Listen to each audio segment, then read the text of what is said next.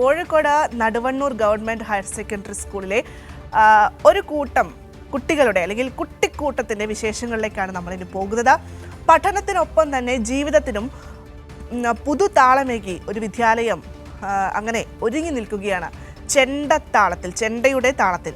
ഞാൻ നേരത്തെ പറഞ്ഞതുപോലെ Kozhikode Naduvannur government higher secondary സ്കൂളിലെ വിദ്യാർത്ഥികളാണ് അവർ. അധ്യാപകരും രക്ഷിതാക്കളും ഒക്കെ ഒന്നിച്ചേർന്നപ്പോൾ ആ വേദി തന്നെ അങ്ങ് എന്താ പറയേണ്ടത് സവിശേഷമായി എന്നുള്ളതാണ്. പ്രേക്ഷകർക്കും ഒപ്പം തന്നെ ആ ഒരു സവിശേഷത അല്ലെങ്കിൽ ആ ഒരു നവ്യ അനുഭവം പ്രേക്ഷകരിലേക്ക് ഞങ്ങൾ എത്തിക്കുകയാണ്. കാണാം റിപ്പോർട്ട്. ഒരു സർക്കാർ വിദ്യാലയം പഠനത്തിനൊപ്പം തന്നെ ചേർത്ത് വെക്കുകയായിരുന്നു കുട്ടികൾക്കുള്ളിലെ കലാ അഭിരുചിയെ. അവർക്കൊപ്പം സ്കൂളിലെ അധ്യാപകരും രക്ഷിതാക്കളും ചേർന്നു.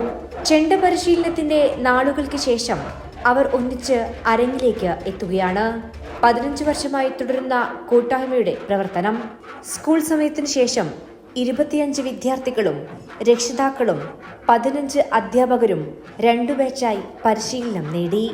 പ്രശസ്ത ചെണ്ടവാദ്യ കലാകാരൻ പി ഉണ്ണിയും അദ്ദേഹത്തിന്റെ മകൻ സുധിൻ നടുവന്നൂരുമാണ് പരിശീലനം നൽകിയത്.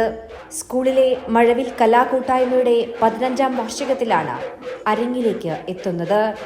ഈ ഒരു സംഭവം, ഈ ഒരു ചെണ്ട പരിശീലനം ഒരുപക്ഷെ സംസ്ഥാനത്തിൽ ഒരു ഗവൺമെന്റ് സ്കൂളിൽ ആദ്യമായിട്ട് നടക്കുകയായിരിക്കും. ലഹരി തേടി പോകുന്ന പുതിയ തലമുറയ്ക്ക് ഒരു മാർഗദർശനമായിട്ട് ഈ കലയിലേക്ക് കുട്ടികളെ ആകർഷിക്കുക കൂടിയാണ് ഞങ്ങളുടെ ഈ ഒരു പദ്ധതിയുടെ ലക്ഷ്യം.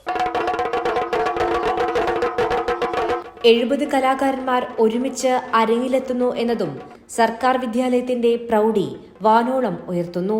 ഞങ്ങൾ ഈ വെക്കേഷനിലൊക്കെ ചെണ്ടയിലായിരുന്നു പരിശീലനം ചെയ്തത്. ആദ്യം ഞങ്ങൾ മുട്ടിയിലായിരുന്നു ചെയ്തത്, പിന്നെ ചെണ്ടയിലേക്ക് മാറി.